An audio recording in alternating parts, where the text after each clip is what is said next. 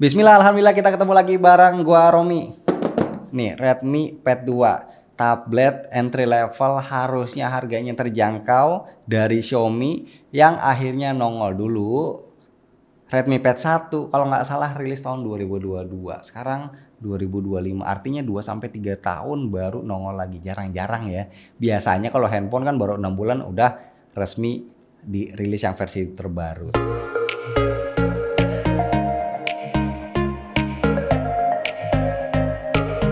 Sebenarnya ini nggak pure unboxing ya, karena barangnya ini udah sampai kemarin. Belum 24 jam, tapi sudah gua install aplikasi Benchmark ya buat ngetes. Jadi ini unboxing ala-ala aja. Teman-teman bisa lihat ada penampakan tabletnya, tapi layarnya nih di bagian depan seperti ini, ada tulisan Redmi Pad 2, terus ada tulisan Dolby Atmos, ada tulisan Power by Xiaomi HyperOS. Gitu. Terus di bagian belakang, oh ini bukan dibuat di sini, jadi diimpor ya oleh Xiaomi Teknologi Indonesia. Nah, untuk paket penjualan nanti teman-teman selain tabletnya yang mana udah gua buka ya. Nah, ini teman-teman bakal dapat ada kabel datanya nih, kabel data USB A to C.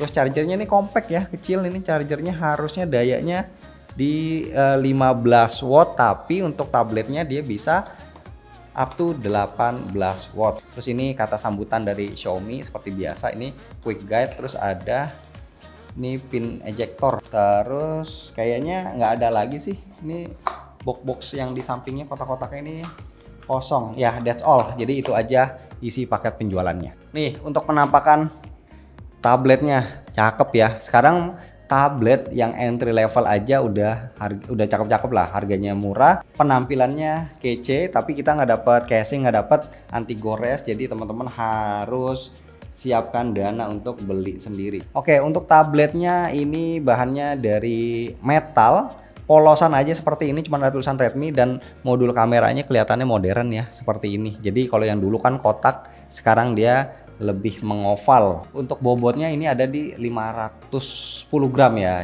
sekitar setengah kilo. Kita body tour. Di bagian atas ini ada tulisan Dolby Atmos, terus ada 2 grill speaker dan ada tombol power. Terus di sebelah kanan di bagian atasnya ada tombol volume, ada slot kartu, dan di bagian bawah ada jack audio, ada port USB-C, ada 2 grill speaker, di sebelah kiri kosong. Oh iya benar tuh ya, ini bisa pakai transflash atau micro SD. Katanya ini bisa sampai dengan 2 terabyte. Sekarang kita lihat bagian depannya nih ya. Seperti yang gue bilang tadi, tidak ada anti goresnya. Jadi biar aman teman-teman harus beli lagi sendiri, karena kalau nggak dipakein itu ngeri ya. Kalau diperhatiin banget, sebenarnya ini kan bezelnya oke ya, bezelnya nggak ada masalah menurut gua, nggak yang tebal banget gimana, fine aja.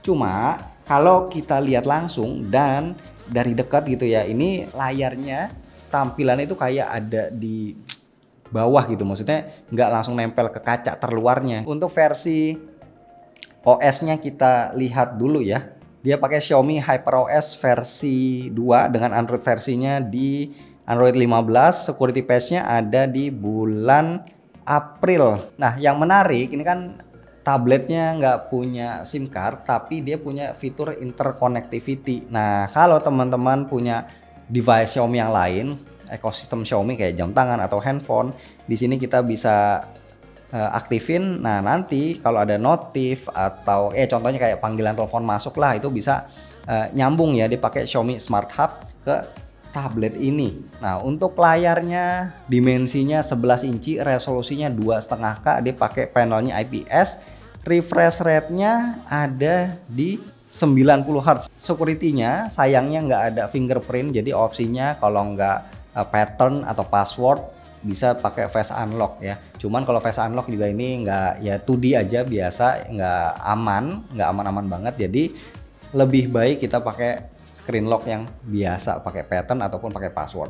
Balik lagi ke layar tadi, pakai IPS 11 inci, resolusinya 2,5K, refresh rate-nya 90 Hz, brightness-nya 600 nits, memang nggak terlalu tinggi ya untuk brightness, apalagi ini adalah sebuah tablet yang entry level. Nah, ini brightness tertinggi tampilannya seperti ini. Terangnya ini menurut gua kalau di kondisi cahaya ini, studio cahaya lampunya cukup terang, ataupun kalau kita ada di outdoor dengan matahari terik, menurut gua ini jujur brightnessnya itu kurang. Jadi memang lebih enak dipakai di dalam ruangan aja. Ditambah lagi ini kan layarnya glossy ya, jadi udah kurang terang, terus juga mantul. Aplikasinya pilihannya yang sudah terinstall seperti ini, nggak banyak bloatware, tapi yang menarik adalah ada aplikasi pre-installed namanya BKids Coloring. Nah seperti ini tampilannya, tapi nanti kita akan coba belakangan aja karena tablet ini kompatibel dengan Redmi Smart Pen nih, gue juga punya. Gue akan coba nanti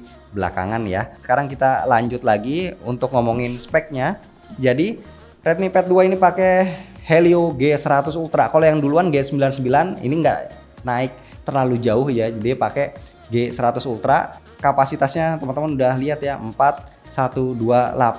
Dia pakai UFS 2.2, LPDDR4X. Nah, skor di Antutu Benchmark 10.5.1 dapat 417.000 dengan CPU skor 129.000, GPU skornya di 65.000. Ya, so-so lah buat sebuah tablet yang diperuntukkan untuk anak-anak ya. Ini udah sebenarnya mencukupi lah. Buat main PUBG juga masih oke asal grafisnya disesuaikan. Kemudian kita lihat di 3D Mark, ini gue udah stress test, dia dapat lowest loop skornya, skor terendahnya 1200, tertingginya 1212. Ini stability-nya ada di 99%. Nggak heran karena namanya chipset entry level atau chipset menengah, intinya bukan flagship, itu stability-nya ada di angka 95% ke atas. Kecuali kalau flagship itu biasa lebih panas. Stability-nya biasanya ada di angka 50-60% aja. Nah ini di 99%.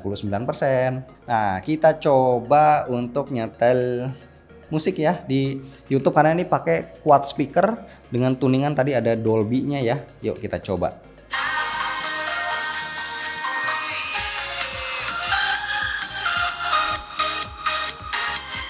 Untuk bassnya berasa ya hentakannya, cuman nggak terlalu yang bulat banget. Terus juga suaranya bukan tipikal yang clear keluar gitu. Jadi gua ngerasa sih agak ketahan sedikit ya. Terus kelantangannya juga bukan yang lantang-lantang banget. Sekali lagi kita tes. Ya kalau gua kasih skor dari 1 sampai 10 gua kasih 7,5 lah ya. Yang penting dia udah punya quad speaker dan itu berasa separasi kiri dan juga kanannya, ini enak buat main game ataupun buat nonton di Netflix. Nah kita coba ya sekarang di Netflix. Nah playback specification-nya Fan L1, playbacknya sudah bisa Full HD resolusi tertingginya, jadi asik ya. Kecuali untuk HDR capabilities-nya dia nggak ada ya, wajar. Oke sekarang nih gue pengen cobain Redmi Smart Pen karena dia bilangnya kompatibel. Nih langsung aja dia, kalau kita nyalain kita cas ya si Redmi Smart Pen-nya, nanti otomatis akan pop up kalau kondisinya dekat lokasinya dengan si tablet, akan pop up muncul mau connect atau enggak. Kita tinggal konekin aja, dia pakai Bluetooth ya koneksinya.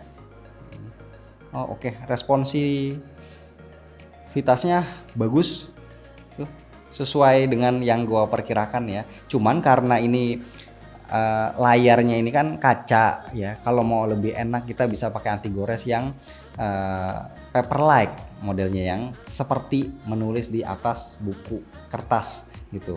Nah so far ini enak ya, responsif. Kalau misalkan ya kita buat, katakanlah kita buat garis ini ya, set, terus kita mau nerusin lagi, itu masih presisi tuh, masih dapat jadi satu garis lurus menyambung.